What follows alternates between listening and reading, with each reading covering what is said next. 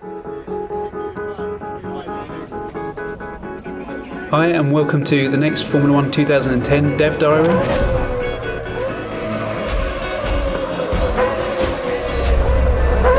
It's about making the most authentic experience possible, and it's also about making the car handling predictable and consistent. I think there's huge interest in terms of the balance that we have for arcade or simulation handling, and personally my preference has always been to go down the simulation path. You can make a realistic sim easier to play for somebody, but it's very, very difficult to take an arcade handling system and make that appeal to the people that prefer the simulation handling. Yeah, well, I'm the Brawn test and reserve driver from 2009. Part of that job is developing the simulator as well. We've had access to the teams, to the engineers, to the drivers. So what I do is try and bounce my level of expectation off Ant, who gives us a lot of feedback week by week.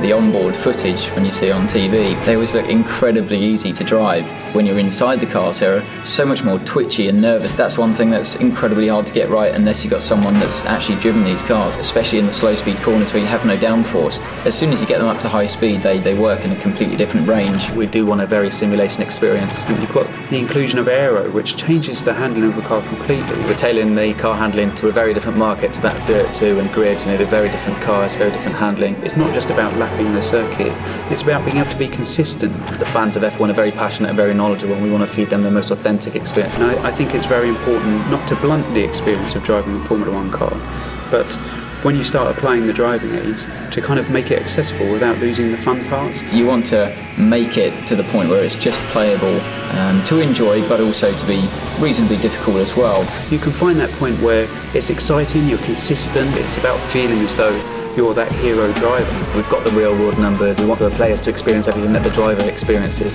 From the real car to the computer game, it's very realistic. Handling is key in Formula 1 games.